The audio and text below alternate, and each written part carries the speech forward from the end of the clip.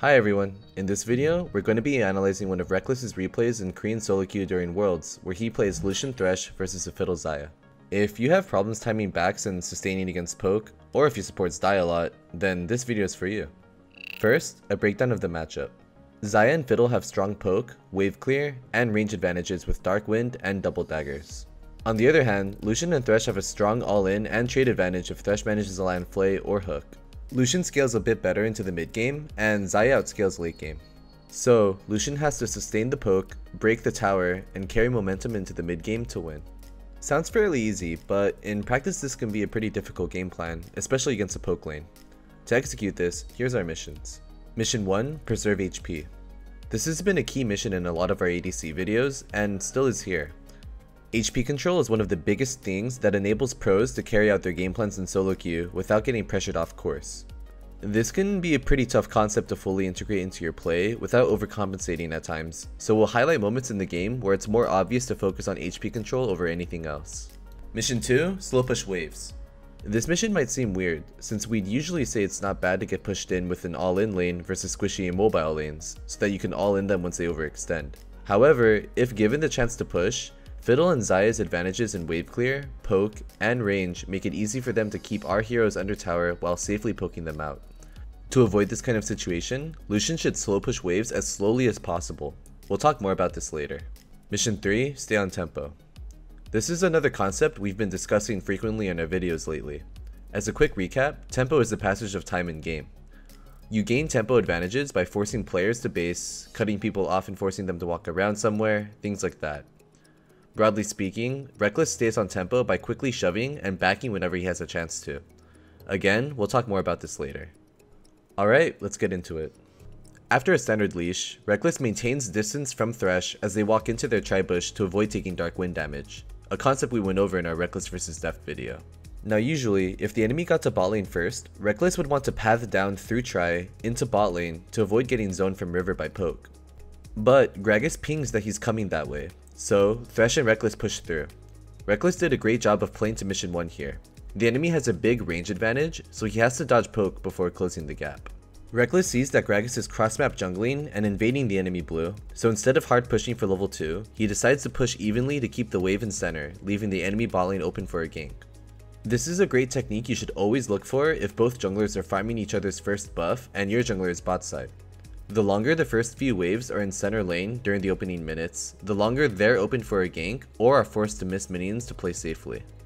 Suddenly, Taliyah shows up on Gragas, so Rekkles adapts by using Q to hard push, freeing up Thresh to move first. Rekkles wants to follow, but Fiddle walked up in time to cut him off, so instead, he breaks off and waits outside of their range before following. I know, this looks a bit awkward, but there's actually a lot going on here. By waiting right outside of their range before following, Rekkles can either 1. Start walking away immediately if they decide to turn on him, avoiding free damage and drawing them away from the invade. Or, if they ignore him, 2. He'll be right within range to deal damage when the enemy reaches the fight and focuses his teammates. This spacing is a super clean example of how to engage targets that are walking to your teammates as an AD carry, especially if you're alone. Some players might have jumped the gun and started fighting earlier, but by doing that, you risk getting turned on and killed. You are, after all, just a squishy little AD. Anyway, Rekkles follows, increasing the spacing a bit to account for Xayah poking him from bush, and tries to help out blue but can't do much as his team feeds a couple quick kills. So, he runs away through mid and pads back to bottom as best he can.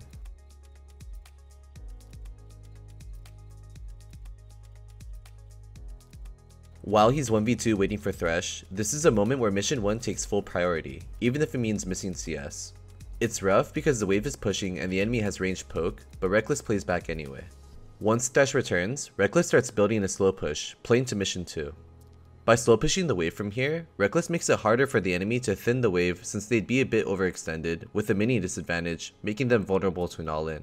This makes it harder for them to force a freeze to zone with poke, while preventing them from pushing and poking Rekkles under tower. A slow push also creates better opportunities for Thresh to land something, as opposed to constantly hard pushing waves into their tower.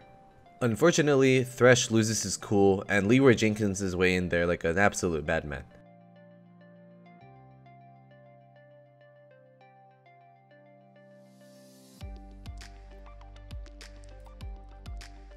Not much Rekkles can do here besides not flaming Thresh and switching back to mission 1, avoiding free damage while his Thresh is gone.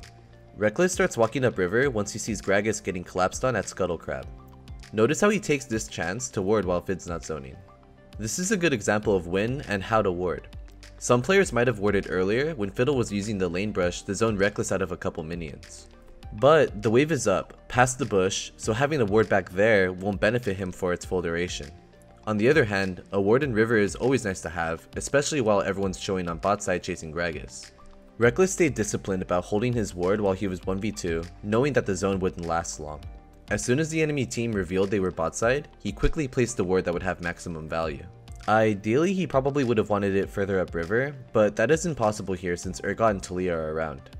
Anyway, he walks back into lane and continues to get zoned as he waits for Thresh, playing to mission 1. Here, Rekkles chose a great example of how to secure last hits while getting zoned 1v2. He sits nice and far back, opposite side of the lane from the nearest threat, and walks up at the last second to pick up the last hit. With Thresh returning from base, and the enemy duo running low on health and mana, Rekkles sees a chance to take lane control and starts positioning farther up near his melee line to be up enough to punish without taking free damage. Now, real quick, before we see a sick last hit punish, pretend you're Swedish all-star Rekkles for a moment. If Thresh lands any CC here, what's your combo to output optimal damage? Think about it for a moment. Rolling the clip, Thresh walks up and Rekkles moves to line up a Q right as Xayah starts to walk up to last hit this minion. Thresh gets feared by Fid, but lands a great hook after, and Rekkles follows up cleanly with a smooth W auto, E auto combo into a Q auto.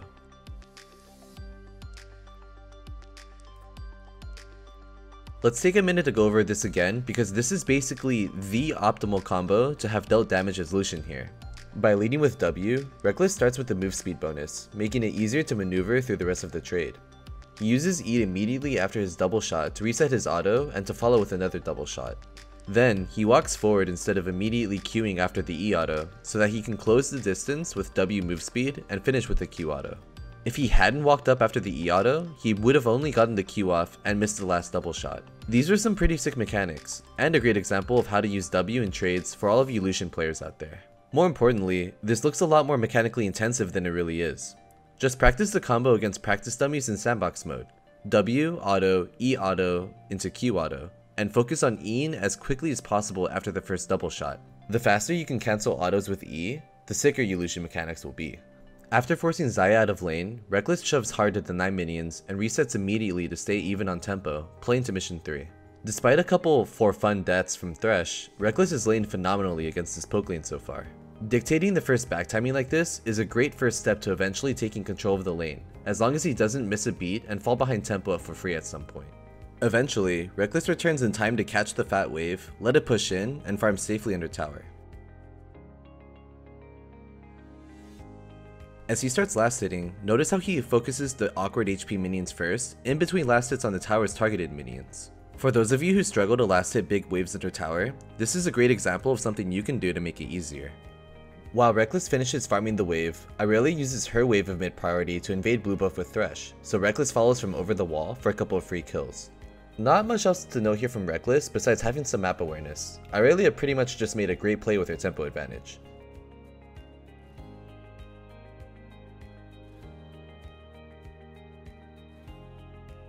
Afterwards, Rekkles shoves the wave in again for a quick reset to return to lane near the same time as Xayah, playing to mission 3 again. By now, some of you might have thought, well, he's full HP here and wants to break tower quickly, so why is he backing so frequently instead of hitting tower? Well, the point is, he's been accumulating small gold leads over the last few minutes by forcing Xayah back and denying some minions on top of the kills he just picked up earlier. By backing in these tempo windows, where he won't miss any minions, he's basically buffing his laning phase up for free, forcing Xayah further behind. By leaving no openings and building up his strength in lane, an opportunity to break tower without falling behind on tempo should open itself. Moving on, at this point in the game, Rekkles has his core laning items and feels comfortable starting a slow push while Thresh is roaming mid. Of course, he can't 1v2, so he backs all the way up when Xayah and Fid return to the lane together, playing back to mission 1.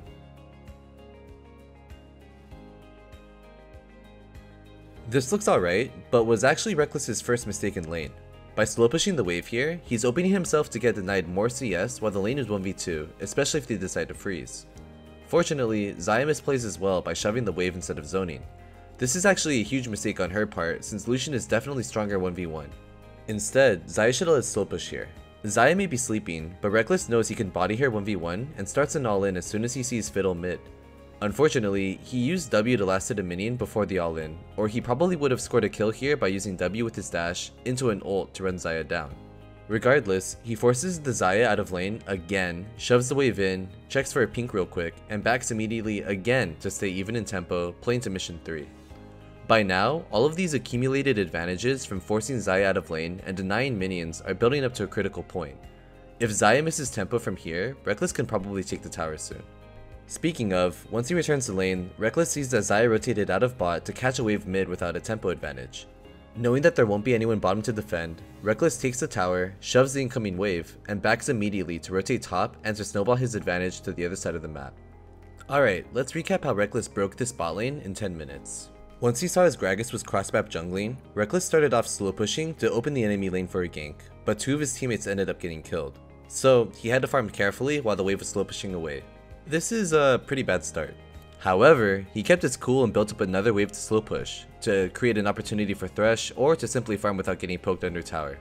Unfortunately, Thresh somehow died again. By now, most AD carries would be pretty pissed, but Rekkles keeps his cool, stays safe, and builds up another slow push. This time, Thresh landed a solid hook and they forced it back, giving Rekkles his first tempo advantage. On the next back, Rekkles was gifted a couple kills from Irelia and backed again to stay even on tempo with Xayah. Once Fiddle and Thresh roamed mid, Rekkles immediately pushed his 1v1 advantage to force Xayah out of lane again, denying more minions and backing to stay on tempo. By now, all of these back timings have made Rekkles a monster. Xayah missteps and goes mid without tempo, so Rekkles punishes and takes the tower pretty quickly. Well, that's about it for this video.